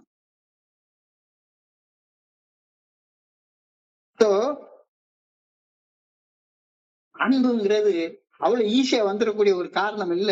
ஒவ்வொரு மனுஷனும் தனக்குத்தானே ஒரு உலகமாக வாழ்ந்து கொண்டிருக்கிறான். ஒவ்வொரு மனுஷனும் அவனுக்கே ஒரு விடை தீர்க்க முடியாத ஒரு சிக்கலான புதிர். ஒவ்வொரு மனுஷனுக்கும் ஒரு மிக நீண்ட கடந்த காலம் உண்டு. அதே மனுஷனுக்கு மிக நீண்ட ஒரு எதிர்காலம் குறிச்ச பயமும் உண்டு. ஆரம்பத்துல நான் என்னுடைய ஸ்பான்சரை சந்திச்சுக்கிறப்ப எங்களுடைய வெளி எல்லைகள் மட்டும்தான் சந்திச்சது. என் பேரு தெரியும், நான் இந்த இடத்துல ஊர் இருக்கேன், அவ்வளவுதான் தெரியும். ஒரு ஆரம்பத்துல 2 மனிதர்கள் சந்தித்துக் கொள்ளும் போது அந்த 2 மனிதர்களின் வெளி எல்லைகள் மட்டுமே சந்திக்கின்றன. ஆனால் அன்பு நெருக்கமாக வளரும் போது, மேலும் ஆழம் பெறும் போது அந்த இரு உள்ளங்களின் மையங்கள் சந்திக்கின்றன, நெருங்குகின்றன. மனித உள்ளங்கள் ஒன்றோடு ஒன்று சந்தித்துக் கொள்வதைத்தான் அன்பு என்று அழைக்கின்றோம் அப்படின்ற ஒரு கருத்தை சொல்றாங்க. என் மனசுக்குள்ளார ரகசியத்தை, வெளியே சொல்ல முடியாத ரகசியத்தை நான் பூட்டி வச்சுக்கிற வரைக்கும் எனக்குள்ளார அன்பை நான் உணரவே முடியாது அப்படின்ற கருத்து இந்த இடத்துல சொல்றாங்க. வெளி எல்லைகள் சந்திப்பதை பரிச்சயம் என்று அழைக்கின்றோம். உடம்போட உடம்பு தொட்டுக்கொள்றது ஸ்பரிசத்துல வெளி எல்லைகள் மட்டுமே உரசி கொள்கின்றன. கட்டி பிடிச்சுக்கலாம், கை கொடுத்துக்கலாம், முத்தம் கொடுத்துக்கலாம், என்ன வேணா பண்ணிக்கலாம். அதெல்லாம் அன்பு ஆகாது. பரிச்சயம் அன்பு ஆகாது. அன்பு மிக மிக அற்புதமானது. ஒரு மனிதனை அவனது மையத்தில் சென்று சந்திப்பதை அன்புன்னு அழைக்கிறோம் அப்படின்னு பெரியவங்க சொல்றாங்க. ஒரு மனிதனை அவனது மையத்தில் சந்திப்பது என்பதை அன்பு என்று நாம அழைக்கிறோம். ஒரு மனுஷனை அவனுடைய மையத்துல சென்று சந்திக்கிறதுக்கு நான் எனக்குள்ளார போய் என்னுடைய மையத்துல என்ன இருக்கின்றத கண்டுபிடிக்கிறது ரெண்டு ஒண்ணுதான். நான் ஒரு மனுஷனை அவனுடைய மையத்துல சென்று சந்திக்கணும் அப்படின்னா என்னுடைய மையத்துக்கு அவனை நான் வரவேற்கணும். அப்பதான் 2 மனிதர்களுக்கு இடையில அன்பு இருக்கும். நான் ஒரு திறந்த புத்தகமாக மாறினால் மட்டும்தான் மற்றொருவரை திறந்து பார்த்து அன்போட அவனோட பழக முடியும். இல்லாட்டி போன சும்மா உட்காந்து டீ சாப்பிடலாம், வடை சாப்பிடலாம், சினிமா பார்க்கலாம், ஊர் சுத்தலாம், அவ்வளவுதான் செய்யலாம். அன்பெல்லாம் வரவே வராது. அப்ப அன்பு கொள்வது மிக அபாயகரமானது. மற்றொரு மனிதனை எனது உள்ளத்தின் மையத்திற்கு வரவழைத்து வருவது அபாயகரமானது. ஏன்னா எனக்கு பயம் வந்துடும். ஐயோ, இவங்கிட்ட போய் எல்லாத்தையும் சொல்லிவிட்டா இவன் எங்கே போய் என்னத்தை சொல்லிவிடுவானோ, என்னோட ரகசியமாகிவிடுமே, என்னுடைய மறைவிடங்கள் திறக்கப்பட்டு விடுமே, நான் முற்றிலும் நிர்வாணமாகிவிட்ட பின்னர் அந்த மனுஷன் என்னைய வச்சு என்ன செய்வான், வச்சு செஞ்சிருவானே, பயமா இருக்கும். பயம் என்னை ஆட்கொள்ளும். பயம் காரணமாக என்னை திறந்து காட்ட நான் மறுத்துருவேன். வெறும் பரிச்சயத்தை மட்டுமே அன்புன்னு நினைச்சு தப்பாக அர்த்தம் கொண்டு நானும் அன்பா இருக்கேன்னு ஊர் முழுக்க ஒரு வேஷத்தை போட்டு வாழ்ந்து கொண்டிருக்கிறேன். வெளியில தெரிகிறேன்னா உண்மையான நான் அல்ல. என்னுடைய வெளித்தேற்றம் என்னை சுற்றி இடப்பட்டிருக்கிற ஒரு வேலி. அது என்னுடைய எல்லைகள் முடிவடையும் இடம். அது என்னுடைய எல்லை இல்ல. வெளியே நான் ஒரு வேஷம் போட்டிருக்கிறேன், ராசா வேஷம் போட்டிருக்கிறேன். வெளியில தோன்ற நான் உண்மையான நான் அல்ல. என்னுடைய வெளித்தேற்றம் என்னை சுற்றி இடப்பட்ட வேலி. அது என்னுடைய எல்லைகள் முடிவடையும் இடம். அது நான் அல்ல. என்னுடைய வெளித்தோற்றம் நான் முடிவுற்று உலகம் ஆரம்பிக்கக்கூடிய இடம். பல பல வருடங்கள் சேர்ந்து வாழ்ந்த தம்பதியர்கள் கூட வெறும் பரிச்சயத்தில் மட்டுமே வாழ்ந்து வருதல் கூடும். அவர்கள் ஒருவரை ஒருவர் அறியாமலேயே வாழ்ந்து செத்து போறது சாத்தியப்படும். எனவே நாம் புரிந்து கொள்ள வேண்டிய முதல் விஷயம், சும்மா உட்காந்து பேருக்கு கடமைக்கு இந்த 5th ஸ்டெப் பண்ணிட்டேன், அதனால எனக்குள்ளார அன்பு வரவே வராது. உடலால் உறவு கொள்வதை மட்டும் வைத்து உள்ளத்தின் மையங்கள் சந்தித்துக் கொண்டதாக தற்பத்தம் கொண்டு வரக்கூடாது. பால் உறவு காசு கொடுத்தா கூட கிடைக்கும். உள்ளத்தின் மையங்கள் ஒன்றுபடாத வரை உடலுறவு உடல்களின் சங்கமம் மட்டும்தான். உன்னிலிருந்து பயம் முற்றிலும் விலகாத வரை, அச்சமின்றி ஆழமாக நீ உன்னை பத்தி தெரிஞ்சுக்காத வரை, மற்றொருவரை என்னுடைய உள்ளத்தின் மையத்திற்கு அழைத்து வர நான் ஒரு நாளும் சம்மதிக்கவே மாட்டேன். சோ வாழ்க்கைய 2 வகையாக பிரிச்சு எடுக்கலாம். ஒண்ணு பயத்தின் அடிப்படையில வாழக்கூடிய வாழ்க்கை, இன்னொன்னு அன்பின் அடிப்படையில வாழக்கூடிய வாழ்க்கை. பயத்தின் அடிப்படையில வாழக்கூடிய வாழ்க்கை ஒரு நாளும் அன்பை உருவாக்கி தரவே தராது. அன்பா இருக்கிற மாதிரி நடிக்க வேணா வைக்கும். பயம் அடுத்த மனிதனை என்னுடைய உள்ளத்துக்குள்ளார ஊடுருவி வர அனுமதிக்காது. சோ பயத்தின் அடிப்படையில வாழக்கூடிய மனுஷன், இன்னொரு மனுஷன் அன்பின் அடிப்படையில வாழக்கூடிய மனுஷன். 2 வகையான மனுஷங்களை தவிர வேற உலகத்துல யாருமே கேட்டகரியே கிடையாது. பயத்தின் அடிப்படையில் அமைந்த வாழ்க்கை, அன்பின் அடிப்படையில் அமைந்த வாழ்க்கை. அன்பின் அடிப்படையில் வாழக்கூடிய மனிதன் அவன் தான் உண்மையான வாழ்க்கை வாழக்கூடிய மனிதன். எதிர்காலம் குறிச்சு பயமே கிடையாது. எதிர்காலம் குறிச்சு என்ன பயம்? என்னைக்கோ ஒரு நாளைக்கு சாவு வரப்போது, வந்துட்டு போகுது. இப்ப என்ன, நான் இங்க பேசுறதுக்கு யார் என்ன நினைச்சுப்பாங்களோ வச்சுப்பாங்களோ, தேவையே கிடையாது. அன்பின் அடிப்படையில் வாழும் மனிதனுக்கு வாழ்க்கை அர்த்தமுள்ள வாழ்க்கையாக இருக்கும். இந்த வாழ்க்கையை குறிச்சுதான் சொல்றாரு, பலன்களை குறித்து கவலைப்படாது, அது பயம் சார்ந்த வாழ்க்கை. பலன்களை குறித்து கவலைப்படாது, அது பயம் சார்ந்த வாழ்க்கை. உன் செயல்களின் விளைவுகளை பற்றி எண்ணிக்கொண்டே இருக்காத. நிகழ்காலத்தை முழுமையாக செயல்படு. கணக்கு பார்த்துக்கிட்டு இருக்காத. கணக்கு பார்த்துட்டு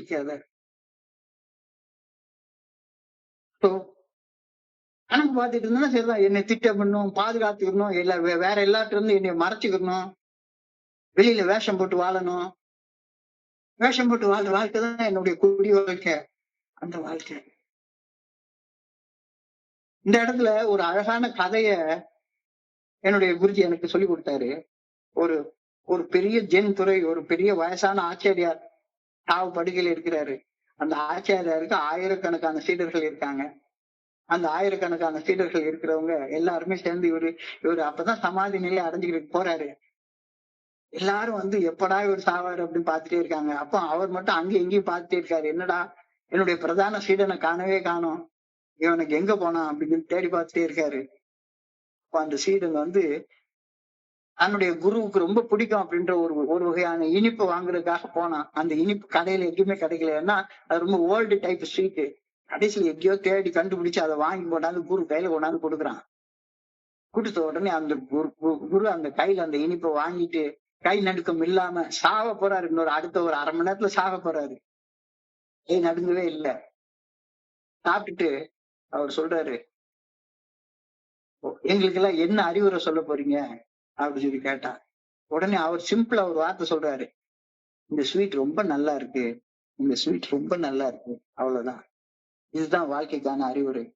நிகழ்காலத்துல நான் இந்த செயலை செஞ்சுட்டு இருக்கேன், இந்த செயல் அற்புதமானதாக இருக்கிறது அப்படின்ற அந்த ஒரு அறிவுரையை தவிர வேற ஒரு அறிவுரையும் கிடையாது.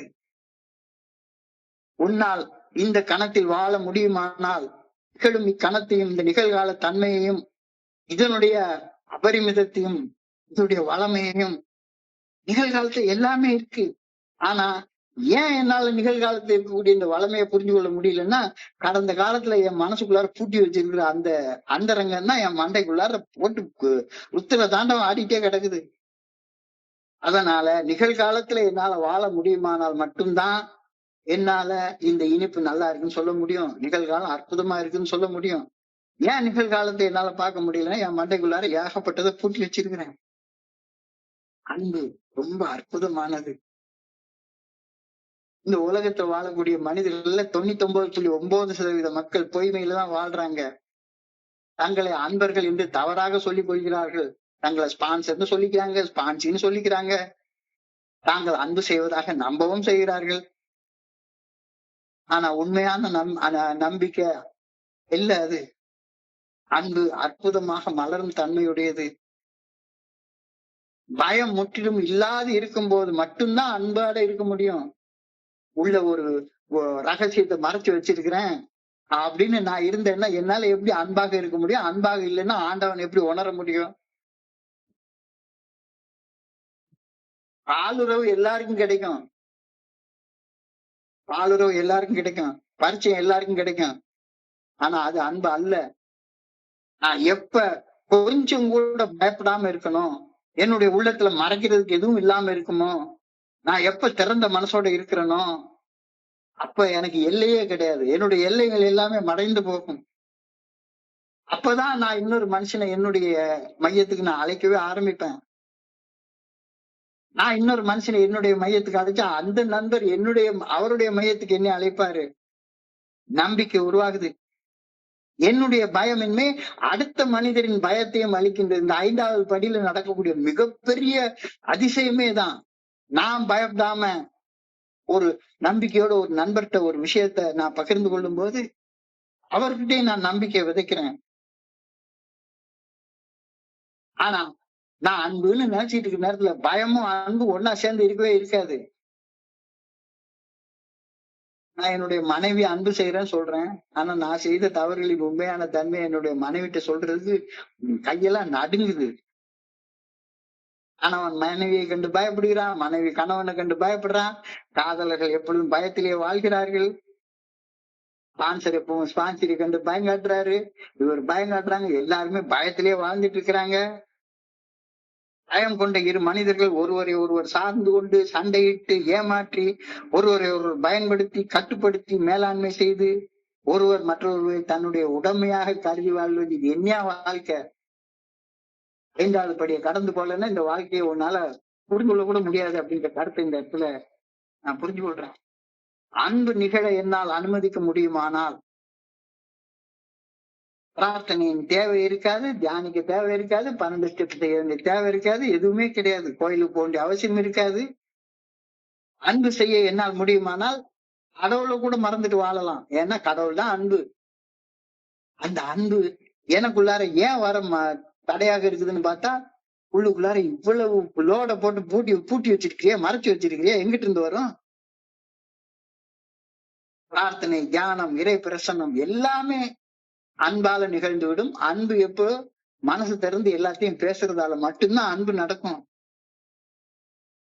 அந்த அன்பு நடக்கிறது ரொம்ப கஷ்டமான ஒரு விஷயம்தான், இல்லைன்னு சொல்லவே இல்லை. ஆனா உனக்கு வாழ்க்கையில உன்னதமான ஒண்ணு வேணும்னா அதுக்கான கஷ்டத்தை நீ பட்டுத்தானே ஆகணும். ரொம்ப பேரடாக்ஸான விஷயம் இந்த வாழ்க்கை, புதிரான வாழ்க்கை. அன்பு செய்ய பயத்தினை முற்றிலும் துறந்தாக வேண்டும். ஆனா இழப்பதற்கு எதுவுமே இல்லாத மனிதன் பயத்தின் பிடியில் சிக்கி பரிதாபமாக வாழ்வது வினோதமானது. நீ எந்த மனுஷன் இந்த ஏக்கு வந்ததுக்கு அப்புறமா நிறைய நண்பர்களை பார்த்திருக்கிறேன். அந்த நண்பர்களை நான் பார்க்கும்போது அவங்க கண்கள்ல மறைஞ்சிருக்கக்கூடிய பயம் வெளிப்படையா தெரியும். என் கண்ணுல இருந்துச்சு. இப்ப நான் எல்லார் கண்கள்லயும் அதை பாக்குறேன். ஏன் உள்ளுக்குள்ளார அவ்வளவு பெரிய லோடு. ஆனா வெளியே வந்து அழகா வேஷம் போட்டு நான் ராசா வேஷம் போட போறேன் அப்படின்னு ராசா வேஷம் போட்டுட்டு உட்காந்து ஒவ்வொரு இடத்துலயும் உட்காந்து ஏகப்பட்ட நடிப்பு. நான் இந்த மீட்டிங்கை நடத்துறேன், நான் அந்த மீட்டிங்கை நடத்துறேன், நான் இத்தனை பேர் ஸ்பான்சர் பண்றேன், நான் இத்தனை புத்தகத்தை எழுதினேன், அதை பண்ணேன், இதை பண்ணேன். என்னுடைய குருஜி அழகா சொல்லுவாரு, நிர்வாணமான மனிதன், ஒரு மனிதனும் நிர்வாணம் தான், அவனுக்குள்ளார என்ன இருக்குன்றது அவனுக்கு நல்லா தெரியும். நிர்வாணமான மனிதன் குளிக்க ஆற்றுக்கு செல்லும் போது தன் துணிகளை எங்கே கலட்டி வைப்பது என்று பயப்படுவது வினோதமானது. எல்லாருக்கிட்டையும் இருக்கிறதானே உன்ட்டையும் இருக்கு. அந்த பயமே எனக்கு வர உள்ளுக்குள்ளார மறைச்சுக்கணும். இந்த வினோதமான நிலையில தான் எல்லா மனிதர்களும் வாழ்ந்து கொண்டிருக்கிறார்கள். நாம் எல்லாருமே நிர்வாணமா தான் இருக்கிறோம். ஆனாலும் எப்பொழுதும் ஆடைகள் குறிச்ச மறைச்சுக்கணும் அப்படின்ற எண்ணத்தோட மட்டும்தான் வாழ்ந்து கொண்டே இருக்கிறோம். என்னட்ட இழக்கிறது என்ன இருக்கு? என்னுடைய இந்த உடல் என்னைக்கா ஒரு நாளைக்கு சாக போகுது, நிதர்சனமான உண்மை. அப்ப மரணம் இந்த உடலை எடுத்துக்கொள்றதுக்கு முன்னால அதை அடுத்தவங்களுக்கு கொடுத்துறேன். என்னிடமிருந்து எல்லாமே ஒரு நாளைக்கு எடுத்துக்கொள்ளப்பட போகிறது. அவ்வாறு எடுத்துக்கொள்ளப்படும் முன்னர் அவற்றை நான் ஏன் பகிர்ந்து அளிக்க கூடாது? அப்ப பகிர்வதால் மட்டுமே நான் தக்க வைத்துக் கொள்கிறேன். When I share, I keep it for myself. பகிர்வதால் நான் முதலாளி ஆகின்றேன். என்னைக்கானாலும் ஒரு நாளைக்கு இழக்கத்தான் போறேன். என்னைக்கானாலும் ஒரு நாளைக்கு சாவுல எல்லாமே போகத்தான் போகுது. மரணம் எல்லாத்தையும் அழிச்சிடத்தான் போகுது. சோ இந்த இடத்துல சரியான இந்த 5வது ஸ்டெப்ல என்ன சொல்லப்படுகிறதுன்னு பார்த்தா, மரணத்திற்கும் அன்பிற்கும் இடையில நடக்கக்கூடிய ஒரு போராட்டத்தை தான் இந்த 5வது படியில நம்ம சந்திக்கிறோம். நான் சாகணும், புதுசா பறக்கணும்னா நான் சாகணும். அழகா ஒரு மனுஷன் சொல்லுவாரு, நான் வாழணும் என்றால் நான் என்ற அந்த ஈகோ சாகணும், நான் என்ற அந்த தன்முனைப்பு சாகணும். இந்த 5வது படியில மரணத்திற்கும் அன்பிற்கும் இடையில நடக்கக்கூடிய ஒரு போராட்டத்தை குறித்து பேசுறதை உணர்றோம். என்னால் பகிர்ந்தளிக்க முடியுமானால் எனக்கு மரணமே கிடையாது. எனக்கு உள்ளார இருக்கக்கூடிய அந்த மறைச்சு வச்சிருக்கிற அந்தரங்க ரகசியங்களை பகிர்ந்து கொடுக்க என்னால முடியுமானால் எனக்கு மரணமே கிடையாது. ஆனா பகிர்ந்து கொடுக்காம இருக்கிற வரைக்கும் செத்து வாழ்ந்துட்டே இருப்பேன்.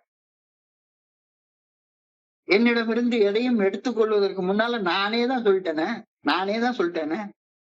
என்னுடைய மனைவிக்கு தெரிய வர்றதுக்கு முன்னால நானே சொல்லிட்டேன்.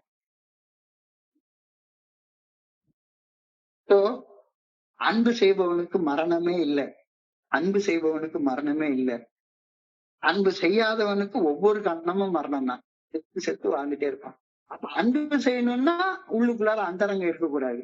அந்தரங்கத்தை வச்சிட்டு இருக்கிறோம். அன்பு செய்யறேன்னு சொல்றதெல்லாம் சும்மா ஒரு வேஷம், பொய். என்ன நடந்துரும்? அன்பு செய்யாதவனுக்கு ஒவ்வொரு கணமும் அவன்றிருந்து என்னமோ ஒண்ணு எடுத்துக்கொண்டே இருக்கப்படுகிறது. உடல் தொடர்ந்து நலிவுற்று வருகின்றது. 70 வயசு எனக்கு பார்க்க போகுது.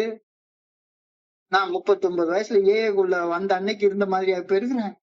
ஏகப்பட்ட நோய் இருக்கு. உடல் தொடர்ந்து நலிவுற்று வருகிறது. காலம் தொடர்ந்து கடந்து போய்கொண்டே இருக்கிறது. கடைசியில என்னைக்கா ஒரு நாளைக்கு எனக்கும் மரணம் சம்பவிக்கும். எல்லாம் அதோட மண்ணோட மண்ணாக ஆகிவிடும். இப்ப இந்த கொஞ்ச காலம் வாழ போற நேரத்துல என்னத்துக்கே பயம். 5வது ஸ்டெப்ல கை நடுக்கும். என்னை பத்தி தெரிஞ்சுக்கிட்டா நீ செஞ்சது நீதானே. எதுக்காக நீ இவ்வளவு பயப்படுற? என்னை குறிச்ச அனைத்து உண்மைகளும் வெளியாகி விட்டாலும், நான் நிர்வாணமாக நின்றாலும் நான் எதுக்கு பயப்படணும்? என்னுடைய உண்மைகள் வெளிப்பட்டது என்னை எந்த விதத்துல காயப்படுத்தும்? இது வெறும் பொய்யான தோற்றம். இந்த சமுதாயம் எனக்கு ஏற்படுத்தி இருக்கிற ஒரு கட்டுப்பாடு. நீ மறைத்து கொள்ள வேண்டும். உன்னை நீ பாதுகாத்து கொள்ள வேண்டும். எதையும் சமாளிக்கக்கூடிய தயார் நிலையில நீ இருக்கணும். ஏதோ ஒரு படத்துல ஒரு வசனம் சொல்லுவான், டேய் ஊர் சத்தம் வெளிக்கு தெரியாம ஒரு மூலையில எவனுக்கும் தெரியாம வாழ்ந்து முடிச்சுட்டு போயிருவோம்டா. என்ன வாழ்க்கை அது? இதெல்லாம் இந்த சமுதாயம் மென்மேல ஏற்படுத்தி வைத்திருக்கிற கட்டுப்பாடுகள். யாரும் எனக்கு எதிராக இல்ல. சிலர் எனக்கு எதிராக இருப்பதாக நான் உணர்ந்தாலும் அவர்கள் கூட எனக்கு எதிராக செயல்படுவதே இல்லை.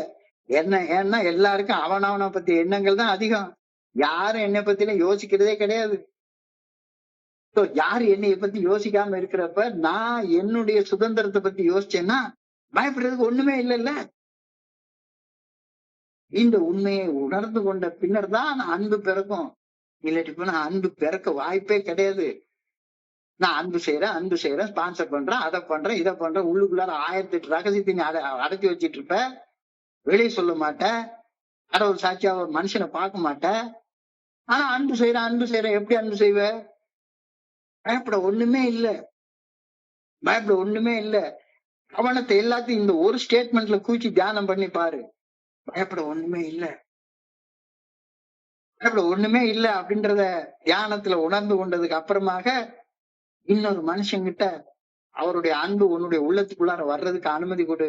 நான் என்னுடைய ஸ்பான்சர்ட்ட சொல்ற நேரத்துல என்னுடைய ஸ்பான்சருடைய அன்பு என்னுடைய மனசுக்குள்ளார உள்ள வர்றதுக்கு நான் அனுமதிக்கிறேன். இந்த தடையும் வேண்டாம். ஒரு பாதையாக இரு, திறந்த மனசோடு இரு, எப்பொழுதும் திறந்துரு. கூட்டுக்களும் வேண்டாம், கதவும் வேண்டாம். அப்ப மட்டும்தான் அன்பு வரும். அப்ப மட்டும்தான் கடவுள் வரும். அன்புதான் கடவுள், அன்புதான் சிவம், அன்புதான் லவ் இஸ் காட்.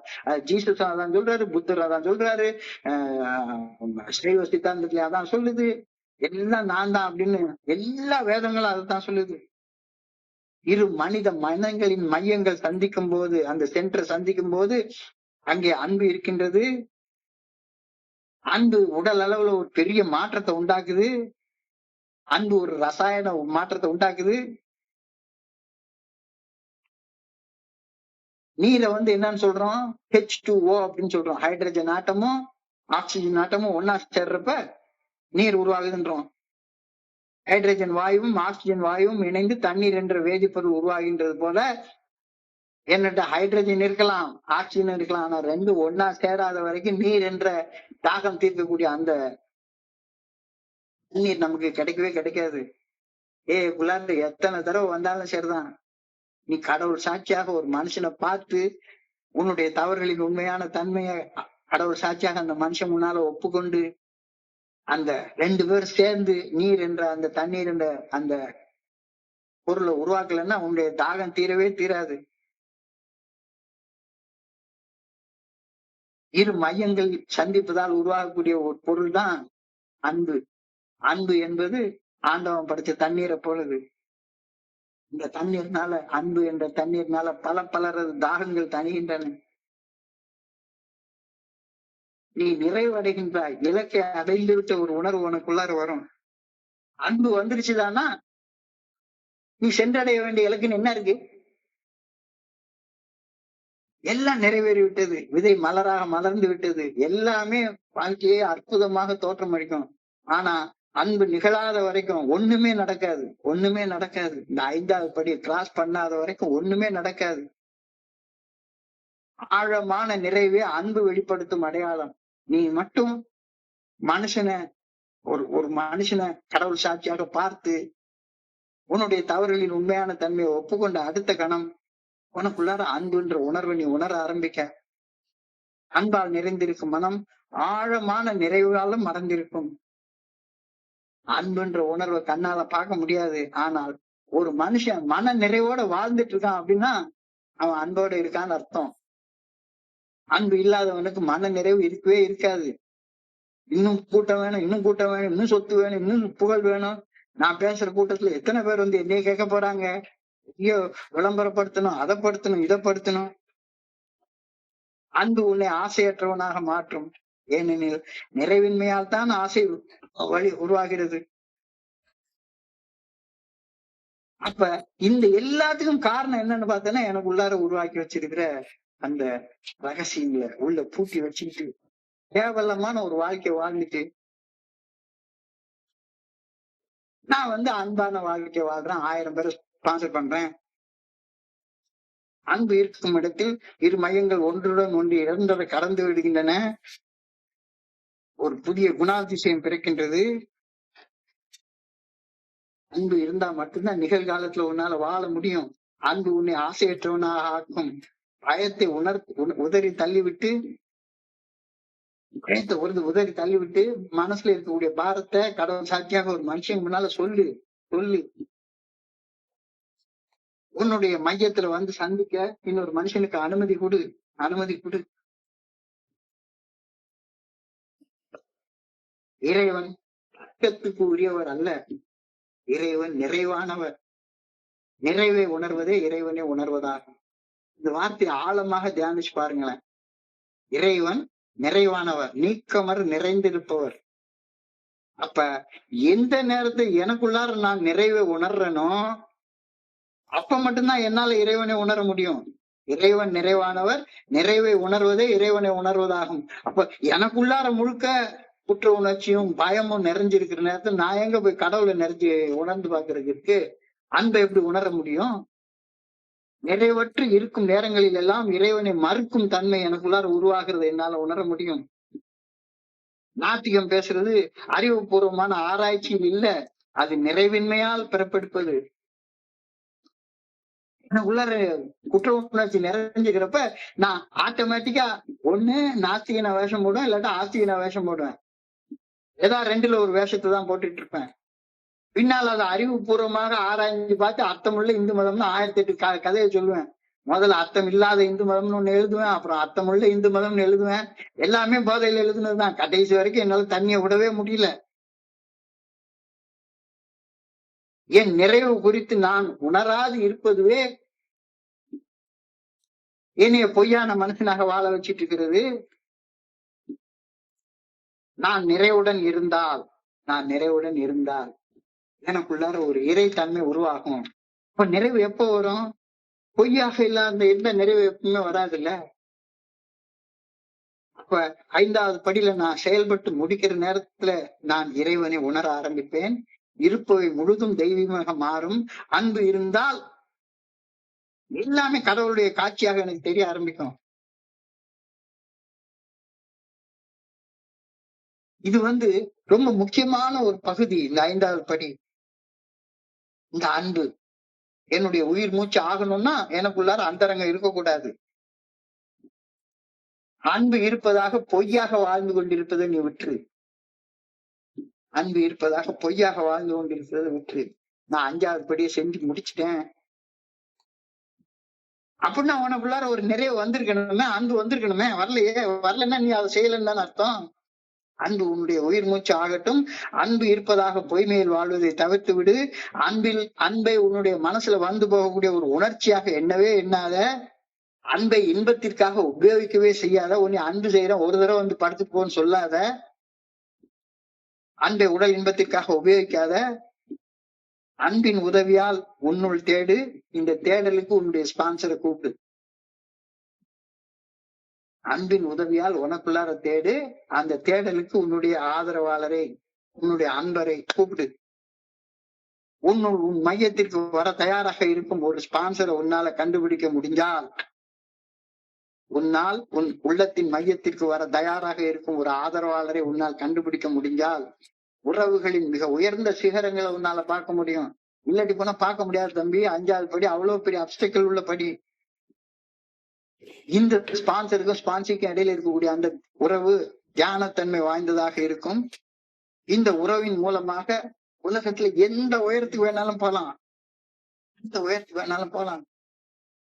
ஒருத்தரை நான் ஸ்பான்சர் பண்றேன்னு வைங்களேன், அல்லது அந்த நண்பர் என்னைய ஸ்பான்சர் பண்றான்னு வைங்களேன், எங்களுக்குள்ளார ரகசியங்களே இல்லாம இருக்குன்னா எங்களுக்குள்ளார எல்லைகளே இல்லாம மறைஞ்சு போயிருது. அந்த மனுஷன் அவனுடைய உருவம் மறைஞ்சு போயிடும், எல்லாமே மறைஞ்சு போயிடும். 2 பேரும் ஒண்ணு. நான் ஒரு புத்தகம் எழுதினேன், 1 on 1 அப்படின்ற புத்தகம். நண்பர்கள் சில பேர் கேட்டிருப்பாங்க. அந்த புத்தகத்துக்கு நான் தமிழ்ல வச்ச பேர் இருவர் ஒருவராக. இப்ப 2 பேர் எப்படி ஒருவராக மாற முடியும்? கல்யாணங்கிறது 2 உயிர்கள், 2 உடல்கள், ஒரு உயிர் அப்படின்னு சொல்லுவாங்க. இங்க 2 உடல்கள், பல வகையான உடல் 2 தான் ஒன்னா சேருது, உயிர் இன்னும் ஒன்னா சேரவே இல்லையே. அப்ப ஒரு மனிதனை அன்பு செய்யும் போது வெளி எல்லைகள் மறைஞ்சு போயிடும்.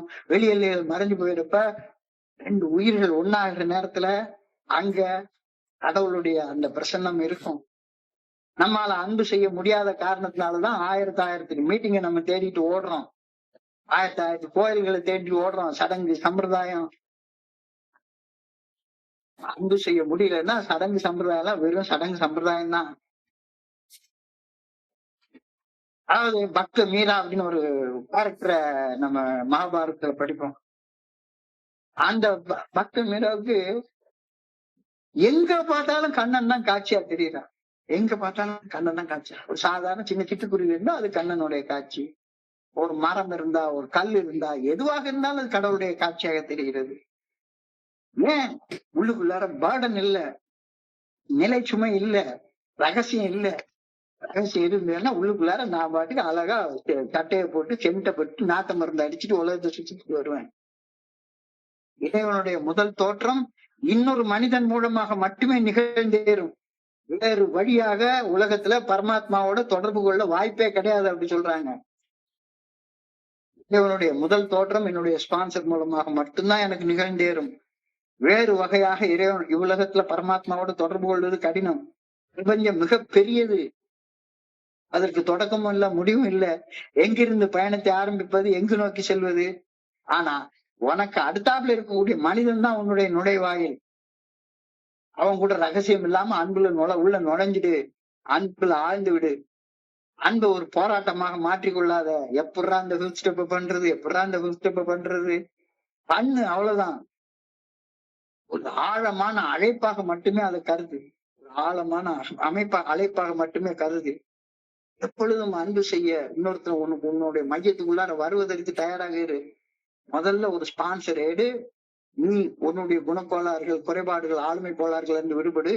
அதுக்கப்புறமா நீ ஒரு ஸ்பான்சராக மாறு. எல்லாரையும் உனக்குள்ளார வர்றதுக்கு அனுமதி கொடு. இது நிகழ்ந்தால் ஒவ்வொரு மனுஷனும் கடவுளுடைய காட்சியாக உனக்கு தோற்றம் தர ஆரம்பிப்பார் அப்படின்னு ஒரு அர்த்தம். அன்பை ஒரு போராட்டமாக ஆக்கிக் கொள்ளாதே, ஒரு ஆழமான அழைப்பாக மட்டுமே எடுத்துக்கொள். அடுத்தவரை உன்னில் வர எப்பொழுதும் அனுமதிக்க தயாராக இரு. எவ்வித கட்டுப்பாடும் இல்லாமல் திறந்து இரு, எப்ப பார்த்தாலும். அப்படி இருந்தால் இந்த உலகத்தில் இருக்கக்கூடிய கல்லு கூட காட்சியா கடவுளாகத்தான் காட்சி தரும். இல்லாட்டி போனா கல்லுதான். கல்லுதான். கல்லை கண்டால் நாயகனை காணும், நாயகனை கண்டால் கல்லை காணும். எதை பாக்குறியோ உன் காட்சியில தான் இருக்குது. குழந்தை மூலமா நடக்கலாம், யார் மூலமாக வேணாலும் நடக்கலாம், யார் மூலமாக வேணாலும் நடக்கலாம்.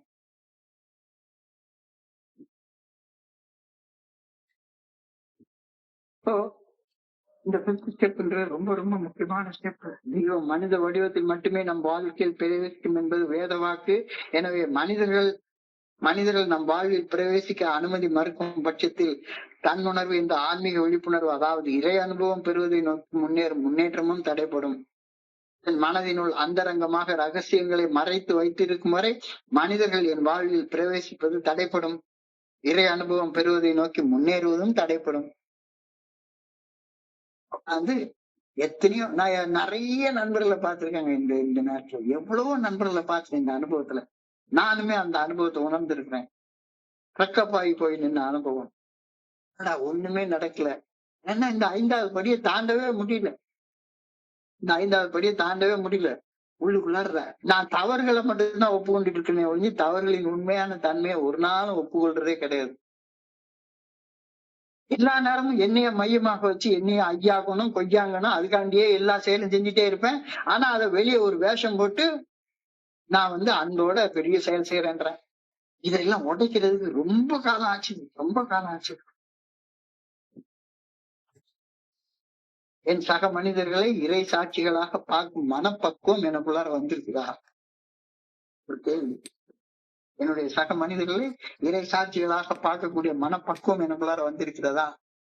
என்னுடைய அந்தரங்கத்துல மறைச்சு வச்சிருக்கக்கூடிய ரகசியங்களை குறைந்தபட்சம், மிக மிக குறைந்தபட்சம் ஒரே ஒரு மனுஷன் கிடையாது, அந்த மனுஷனை இறை சாட்சியாக எண்ணி பார்த்து கொள்ளும் துணிவை நான் பெற்றிருக்கிறேனா? அன்பான இறைவா, என்னுடைய ஒழுக்கப்பட்டியல் நான் யாருன்றது எனக்கு நல்லா காட்டுது. நான் ஒரு குப்பைன்ற நல்லா காட்டிடுச்சு. போன வாரம் ஒரு மணி நேரம் நம்ம பண்ணோம். என்னுடைய தவறுகளின் உண்மையான தன்மையை என் போன்ற ஒரு மனிதரை சாட்சியாக வைத்து உம்மிடம் முழு மனதோடு ஒப்புக்கொள்கின்றேன். ஆண்டவா, எனக்குள்ளார அன்பு வரட்டும். சும்மா அன்பு இருக்கிற மாதிரி நடிச்சுட்டு எல்லாம் இருக்க வேண்டாம். இந்த படிநிலை பரிந்துரையில் முழுமையாக செயல்படாமல் என்னால ஆன்மீகத்துல முன்னேறுவது சாத்தியப்படவே படாது. நான் உட்கார்ந்து 1008 வகையில நான் 12 ஸ்டெப் பண்றேன், 13 ஸ்டெப் பண்றேன். எந்த ஸ்டெப் வேணாலும் பண்ணு, இந்த ஸ்டெப்ப கடக்காம ஆன்மீகத்துல முன்னேறது சாத்தியப்படவே படாது என்பதை தெளிவாக உணர்ந்து உங்ககிட்ட உதவி கேட்கிறேன். அந்த 5வது படியை நான் கடந்து வர்றதுக்கு எனக்கு உதவி செய், முழுமையாக செயல்படுவதற்கு எனக்கு உதவி செய். காலத்தின் ஓட்டத்தில் நடக்கும், காலத்தின் ஓட்டத்துல நடக்கும், நிச்சயமா நடக்கும். காலத்தின் சக்கரத்துல சிக்கின எல்லாமே வயோதிகத்துல தோற்றத்தை இழக்கின்றன. நான் எல்லாமே ஒரு நாளைக்கு அழிந்து விடும். எனவே என்னுடைய உடம்பு மேல என்னால அன்பை வைக்கவே முடியாது. ஆனால் எனக்குள்ளார இருக்கக்கூடிய அந்த ஆன்மா மையம், சென்டர், அந்த சென்டர், அதுக்கு வயசே கிடையாது, அதுக்கு வயசே கிடையாது. சோ என்னுடைய அன்பு முழுக்க அந்த சென்டர்ல தான் கொண்டு போய் வைக்கணும், அந்த சென்டர்ல தான் குடிக்கணும். முடிவுக்கு வருவது தேனிலவா இருக்கவே முடியவே முடியாது. அரிச்சயம் முடிவுக்கு வர வல்லது. அன்புன்றது மட்டும்தான் முடிவே இல்லாதது. அந்த அன்பு உணரணும்னா ரகசியம் இருக்கக்கூடாது. அடுத்தவங்க மேல நான் குற்றம் கண்டுட்டு இருந்தேன்னா, இவன்லாம் மனுஷனே கிடையாது, இவெல்லாம் மனுஷனே கிடையாது அப்படின்னு நான் குற்றம் கண்டுபிடிச்சேன்னா, அடுத்தவங்க எனக்குள்ளார வர முடியாதவாறு என்னுடைய கதவுகளை மூடிக்கொள்கின்றேன். அடுத்தவங்க மேல குற்றம் காண ஆரம்பிக்கின்றேன். எண்ணங்கள் தொற்று வியாதி போல பரவுகின்றன. என்னுடைய எண்ணங்களை வார்த்தையால நான் வெளிப்படுத்தாவிட்டாலும் எப்படியாச்சும் போய் அவரை போய் தொத்திக்கணும். உண்மையிலே நான் என்னுடைய 5வது ஸ்டெப் செய்யறப்ப என்னுடைய குருஜி முன்னால் இத்தனைக்கும் அவர் ரொம்ப நம்பிக்கைக்கு மிக உயர்ந்த நண்பர். அவர் கைய பிசைஞ்சுக்கிட்டு இதையெல்லாம் எப்படி செய்யறது அப்படின்னு நினைச்சுக்கிட்டு இருந்த மனுஷன் இன்னைக்கு முன்பின் தெரியாத ஒரு மனுஷன் கிட்ட எந்த உண்மைய என்னுடைய ஸ்பான்சர்ட்ட சொல்லவே கூடாதுன்னு நினைச்சனோ தனிமையில அத பல நண்பர்கள்ட்ட சொல்லியிருக்கிறேன், பல நண்பர்கள்ட்ட சொல்லியிருக்கிறேன். இந்த சொல்றதுக்கு என்ன காரணம்? அந்த மனுஷன் நல்லா இருக்கணும் அப்படின்ற ஓடுனேன். என்னுடைய குருஜி நான் நல்லா இருக்கணும்னு நினைச்சாரு. நான் நல்லா ஆனதுக்கு அப்புறமா உலகத்திற்கு எல்லாரும் நல்லா இருக்கணும் அப்படின்ற நினைப்பு வந்தது. அப்ப அது அன்பால மட்டும்தான் வரும். அன்பு அதுதான் என்னுடைய உயிர் மூச்சு, அன்புதான் என்னுடைய ஒழுக்கம். அதை நான் ஏத்துக்கொள்ளணும். அன்பு எனக்குள்ளார வர்ற நேரத்துல அடுத்தவங்க மேல நான் புத்த சொல்லவே மாட்டேன், புறம் பேச மாட்டேன். அடுத்தவங்க மேல புறம் பேசுறேன்னா என்கிட்ட ஏதோ தப்பு இருக்கு. கஸ்டமர் இஸ் ஆல்வேஸ் ரைட் அப்படின்னு அடிக்கடி சொல்லுவாங்க. அன்புன்ற விஷயம் வர்ற நேரத்துல தப்பு என் மேலதான் இருக்கு, தப்பு என் மேலதான் இருக்கு. இந்த நான் என்ற ஆணவம் இருக்கிற வரைக்கும் 5வது படியில செயல்பட முடியவே முடியாது. ஏன்னா இது என்னுடைய சுய கௌரவத்தை பாதிக்கும். இது மிக மிக கடினமான செயல். ஏன்னா அதுக்கப்புறமா ஒன்ஸ் நான் என்னுடைய ரகசியத்தை எல்லாத்தையும் சொல்லிட்டேன் அப்படின்னா என்னுடைய மனைவியை நான் மேலாண்மை செய்ய முடியாது. ஏன் என்னுடைய மனைவிட்ட நான் சொல்ல மாட்டேங்கிறேன்? அதுக்கப்புறமா என்னுடைய மனைவியை நான் மேலாண்மை செய்ய முடியாது, மேனேஜ் பண்ண முடியாது அப்படின்ற பயம்தான். ஆனா அடுத்த மனிதரை அன்பா ஆட்கொண்டால் மேலாண்மை செய்ய வேண்டிய அவசியமே வராத, மேலாண்மை செய்ய வேண்டிய அவசியமே வராத. ஆணவத்தின் அழிவுதான், ஈகோ டீஃப்ளேஷன் தான் நம்மளுடைய இலக்கு. 12வது படியில என்ன பண்ண போறோம்? ஈகோ டீஃப்ளேஷன் தான் நம்மளுடைய இறுதி இலக்கு. என்னுடைய உள்ளுலகை எங்கிருந்து நெருங்க விரும்பினாலும் அது அன்பு இல்லாம நெருங்கவே முடியாது. அன்பு, தியானம், பிரார்த்தனை போன்ற வழிகள் மூலமாக மட்டும்தான் என்னுடைய ஆணவத்தை நான் அழிக்க முடியும். அன்பின் மூலமாக இந்த இலக்கினை அடையலாம். அது கடினமானது. பிற எல்லா வழிகளையும் ஒப்பிடும்போது இந்த 5வது படிதான் ரொம்ப சுலபமான வழி. இல்லாட்டி போனா நீ உலகம் முழுக்க உட்கார்ந்து சுத்தி சுத்தி வா, அண்ணன் மூடி 10 மணி நேரம் தியானம் பண்ணு, என்ன வேணா பண்ணு, நடக்கவே முடியாது, நடக்கவே முடியாது, நடக்கவே முடியாது.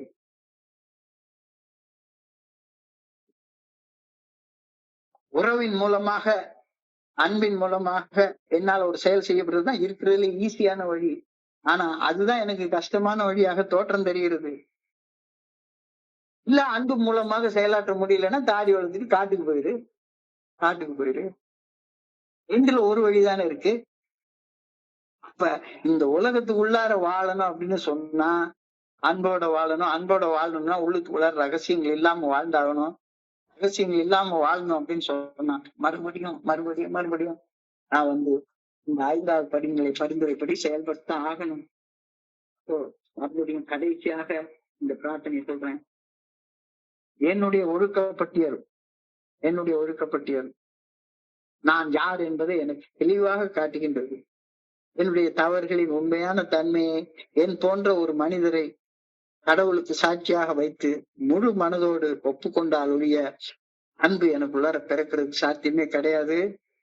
இந்த வழிமுறையில இந்த படிநிலை பரிந்துரைப்படி செயல்படாமல் முழுமையாக செயல்படாமல் என்னால அடுத்த ஸ்டெப்புக்கு எல்லாம் போகவே முடியாது. தெளிவா தெரியுது. இப்ப ஆண்டவன் கேக்குறதெல்லாம் இந்த வழிமுறையில செயல்படுறத எனக்கு ஒரு ஆற்றலை கொடு அப்படின்னு சொல்லி கேக்குறேன். இது ரொம்ப ஒரு அழகான செய்தி. இந்த படிநிலை பரிந்துரையை பத்தி நான் சிந்திக்கிறப்ப என் மனதை கடந்த இந்த சிந்தனைகளை அவங்க கூட பகிர்ந்து கொள்ள இந்த நல்ல வாய்ப்பை உருவாக்கி கொடுத்த இந்த குழுவிற்கு என்னுடைய மிக பணிவான நன்றிகளை தெரிவித்துக் கொள்றேன். பொறுமையாக கேட்ட ஒவ்வொரு நண்பருக்கும் என்னுடைய பணிவான நன்றிகள். இந்த இரவு பொழுது நண்பர்களுக்கு இனிமையான இரவாக அமைய இறைவனை பணியோட வேண்டிக் கொள்கின்றேன். நன்றி நன்றி நன்றி நன்றி நன்றி நன்றி நன்றி. வாழ்க வையகம், வாழ்க வளமுடன். Thank you very much.